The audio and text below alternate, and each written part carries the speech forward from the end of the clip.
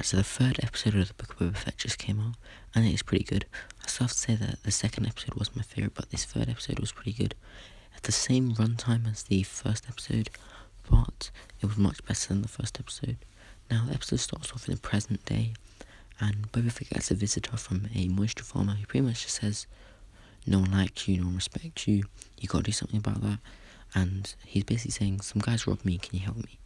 So Boba Fett's like, yeah, sure, whatever. So then he recruits the robbers to sort of work for him. It's like sort of spies and agents and stuff, because he's building up like an army. And then what happens is we see him going into the back tank and going into flashbacks.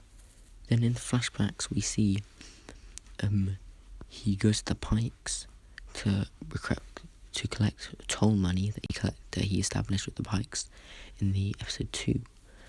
And the Pikes are sort of like, maybe, but those raiders that we've been seeing, the Red Key Raiders, I think that's what they're called, the Nikto Raiders, is one of those two. We keep seeing them in the Book of Boba Fett show, and they're like, they also want money, so they've got to pick one of them. So basically what happens is the raiders just kill the entire Tusken tribe, and then Boba's sort of just like standing there like, oh. So then we go back to the present, and he gets out of the Bacta tank, and he's attacked by Black Krrsantan, who is the Wookiee bounty hunter that the twins had in the second episode. But anyway, Boba's not in his armour, he's sort of just there in his underwear, and he's just got out of this Bacta tank, so he's like kind of unstable. But he has to try to fight this massive Wookiee, and he sort of grabs his gaffy stick and starts fighting with him. And I like this scene because we get to see our protagonist, our main character, getting like beaten up by not a main villain, just a side villain. And that's the sort of stuff that builds up your character, show that they're not as powerful as they may appear. Now, Black Krrsantan and Boba have this fight, and then the robbers that Boba recruited come in, and then they lead them out, and then Fennec drops Black Krrsantan into the Rancor pit, which has no Rancor. Now, we then get a visit from twins later on, saying that Mok Shaiz is should be a rival, which is Mok Shaiz is the mayor, and that he's working with the Pikes. Well, we find out later, but they say that he's working with another syndicate.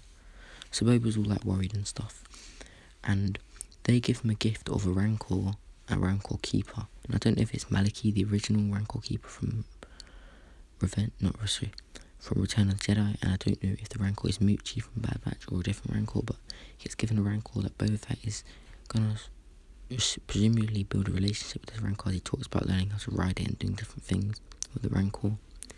Meanwhile, our characters try to take a visit to the mayor, so they just sort of just break in, but then the mayor's not there, he's with the Pikes, but the mayor's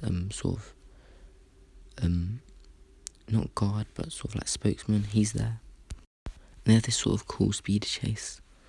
We get to see the bikers / robbers that he recruited at the beginning of the episode chasing down the mayor. Then the mayor reveals, not the mayor, his mayor's spokesman. Spokesman reveals that the mayor's working with the Pikes. And then later on we see the Pikes, and Boba talk about all the Pikes want to go to war, and he said we'll be ready, which leads me to some theories for the next episode that I'll talk about in a different video. But I do think this episode is pretty good. There weren't as many flashbacks as there have been in previous episodes, but I still enjoyed the episode.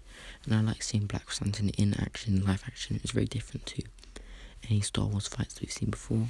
If you enjoyed this video, then I recommend you subscribe and like, and I'll see you in the next one.